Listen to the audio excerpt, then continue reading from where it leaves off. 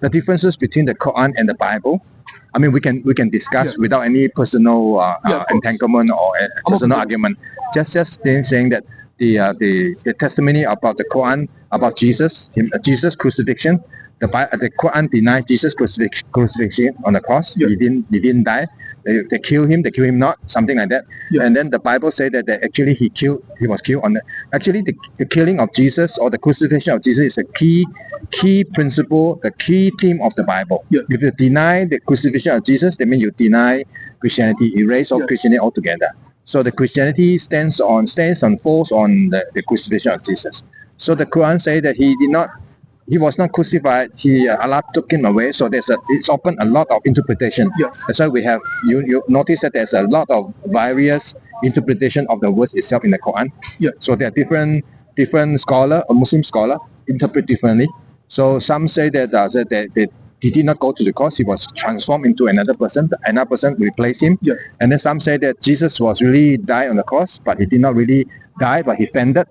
And then the other one said that he really died on the cross and God took him away and he was resurrected on the third day. So the different various degree of the interpretation of the Quranic verse. If I can interject, I believe the majority opinion, right, which is like the most trusted opinion, is that he himself was not crucified. There was a person that was made to look like him. Yes. And then, so when he was crucified, when that person was crucified, they believed that it was Jesus who crucified, and hence why the tribe of Israel there and the Romans were proclaiming that they were the ones that killed Jesus. Because they look like actually, it's not true. So that's your position, right? But then, and then that's your Jesus, position. where he went was that Allah took him to heaven. So he's not dead, but he's in heaven, and then somebody died. Yes, somebody died on his place. Yes, someone died in his place. It was made by Allah to look like that, so that people were deceived. Some people say it was Judas, I believe, the one that told on him. Okay, never mind. So whoever it is, but the concept of that of the position that you are talking would be the work of Allah, right? The work of Allah to deceive the people so that they will not kill the true Jesus. So would that make Allah a deception? Yeah, I mean, like a deceiver.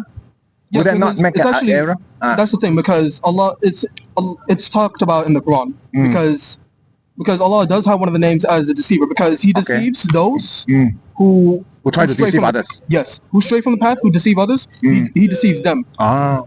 So that's why I would not want to defend the translation. Somebody translated Allah is the best of deceiver.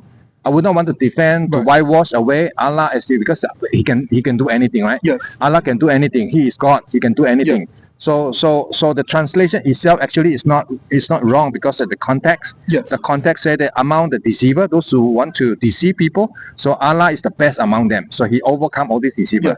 So he compared himself to the bad people. He is the best achiever, best planner, deceive the people. So in that's why in the Islamic tradition or Islamic teaching, there's nothing straightforward. There's nothing straightforward. Consequently, later in Islam, so it depends the context where you want to apply. When you want to apply, that's why there's a lot of different opinions upon the Islamic scholars, and so there's different sects, different interpretation. Although those sects and opinions, those are like those are like pretty like minority or like insignificant opinions. While they exist, right, there is still the objective positions that do exist that are accepted by the. Are you aware of the ijma? Ijma is like the scholarly consensus. Okay. Yeah. So it's like you have the Quran. It's like a chain. Okay. It's like it starts from the Quran, the Sunnah, the ijma, and the qiyas. It's like a. Ijma is the scholar. It's like a level of reasoning and interpretation. So qiyas is the word for reasoning. So personal reasoning or reasoning of madhab. That's like a understanding of the Quran. Yes, it's like a personal. Well, not really like personal understanding of the Quran, like personal understanding of a ruling or event or concept. So it's like if you don't find it from the Quran, you look for the Sunnah, like the Hadith. If you don't find it in the Hadith, you look to the scholars who reach a consensus. It's like they all decide. Yeah. Okay. Oh no, tafsir is like the explanation or like the interpretation. commentary. Commentary of the Quran. Interpretation, I'd say. Interpretation of the Quran. My professor would say something else. Okay.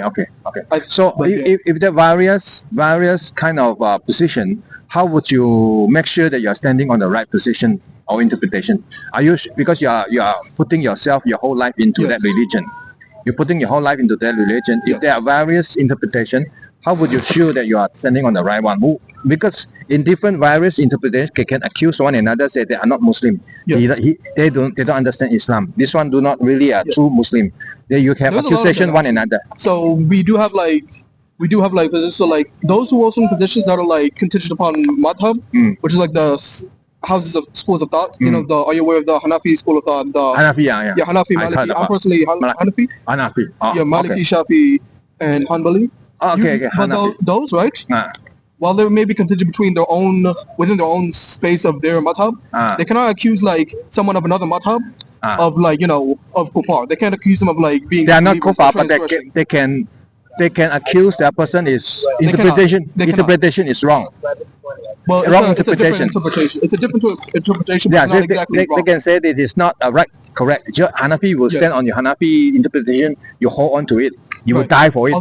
Well, here's the thing, because like it's not as strict as like the Tawheed itself. Tawheed is like more so objective, but there are some like parts of the Quran or like parts of the Hadith that are like more minor and not like related to like say they're not contingent upon the lore or the actual like the history or like the commandments of the Prophet. They may be minor, so they're not like if you do this or that wrong, you don't necessarily disbelieve. So those people tend to argue between whether within the madhab or between different madhabs or within their own madhab, but they do not like take someone out of the fold of Islam. Okay, let's come back. I forgot the point that I mentioned a while ago about the crucifixion of Jesus. Crucifixion of Jesus, the Quran denied that Jesus crucified on the cross. But the history proved that record of the non-Christian sources like the Romans and all the Jewish, they also concur with the Bible record that he was crucified. Jesus was crucified on the cross. So how do you reconcile with the discrepancy with the Bible and the Quran? Well, like I said, when we spoke earlier about Allah being the greatest of deceivers, it's like he said, it's mentioned in the Quran that those witnesses were the immediate source, primary source of the event of the crucifixion, right? And those records were the immediate those records and the witnesses were the immediate primary sources. But like we said before, like we established, those witnesses were the ones that were deceived into believing that it was Jesus, but it really wasn't. So like that was the even the disciples saw him resurrected from the dead. There are 500 disciples, the believers at that time, saw him resurrected. What do you think? Do you think they are group hallucination? I suppose so. Yeah. I mean, it could either be like they saw him on a different occasion. They saw someone who looked like him that seemed to have resurrected, or it was a hallucination. I think there was something said about that, but I need to reconsult that. Yeah. So that danger of that position, danger of that position. I'm not saying that I'm not saying to pursue you. I'm saying that your position, in the position of saying that somebody else in place of Jesus to be crucified, that would make Allah in a bad shape. That he is doing a deception thing to protect Jesus. Why does he need to do that kind of things? Why does he need to do the deception? Why not just come and then smash the people and then let them die and then rescue Jesus? That would not be in danger of damaging Allah's name, because Allah, when he did that kind of deception, so he made Allah a bad shape in his reputation as a deceiver. Now today is in an Islamic believer, you have to think that Allah is the best deceiver. So then you don't know who to trust. In fact, you know who to trust. If Allah is deceiving, how do we know that Allah is not deceiving you today? When you trust Allah, trust Muhammad, trust Gabriel, whoever. How do we know? Even Muhammad himself was deceived also. The words he received from Allah, that he was taught from Allah, but somebody corrected him. He said, this is not the same as what was previously revealed, right? And then later on he was corrected. There are certain verses. Like when and then he was corrected. Being like compilated. He was corrected later. In the Quran, he was corrected later. I think you're talking about when they were first compiling the Quran itself, between the 113 and 115 surah. That was a different. That was more so. They compilation? That was more so a structural issue. It wasn't like necessarily a correction of the content itself. It was just like how they were going to structure it. That later on. That will be a later compilation. I'm talking about the revelation of Quran itself. The Quran itself saying people accuse him that you are talking something that is contradict to what previously you have revealed to us. Right. So he said, then later on he corrected himself. It was from the devil. The devil that caused him to have that kind of revelation. It was wrong, and then he corrected himself later on. It was in the Quran. So in the case, like for example, those are presented as like trials, really. Those are meant to, so like Allah purposefully puts people through trials because he wants to test their patience and their trust, their tawakkul in Allah subhanahu wa ta'ala. And also, like we mentioned before, because Allah is the best of planners, right? His intentions in his plans for deceiving the Bani Israel, that's the Bani Israel, and the Romans, Rum and Bani Israel, they had their purpose to exist as being deceived, to serve as trials for the later believers. To me, it looks quite complicated in that sense. In the theology of Islam, it's quite complicated, and then the name, the character of Allah becomes you do not know which is righteous or evil. They mix together. Whatever Allah does, like the devil also does, it's the same thing. Whatever the devil does, Allah can do the same thing. Well, it's like more so like the devil will try to. Allah can do the same thing as devil is doing. So that one, but from Christianity, we would say from Christianity, God is not doing the things that the devil is doing. So you can have a clear cut of who God's character is, what God's character is. So you can see that God is a God of righteousness. God is God of justice. We can trust. But of Allah, you cannot see the righteousness of Allah, because you can see Allah can be righteous, can be. I mean, within that context, yeah. But like it's those contexts are mostly applied to those stories in general, specifically. But overall, right? Allah has like many attributes which can be attained through righteousness, mercy, forgiveness, righteousness. Yeah, 99 names. Yes, I know. Those are like those deceptions and stuff like that. Those are meant, like I said, as trials, and because they are part of the plan and destiny of the believers. The al-qadr, the destiny. So they serve the purposes because the trials of Allah, they serve to elevate a believer.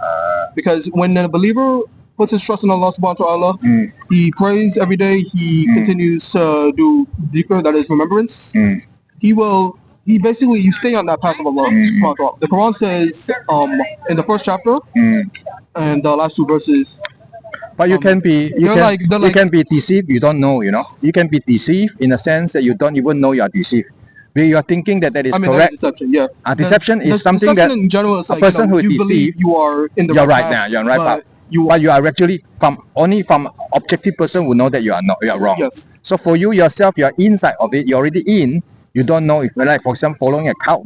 People following a cult, they will never know if it's wrong. Yes. Until people bring him out of the cult. Then one day he know how wrong he was in the previously. Yes. So that's why the person who is inside the cult, they will never know they are wrong. Even they can go with the leader. Even the leader commit suicide, they will go commit suicide together. Solely because they are deceived inside the brain, deceived. So how much more if we can say that if God is a deceiver, then we can be deceived in the same way. Well, that's the thing.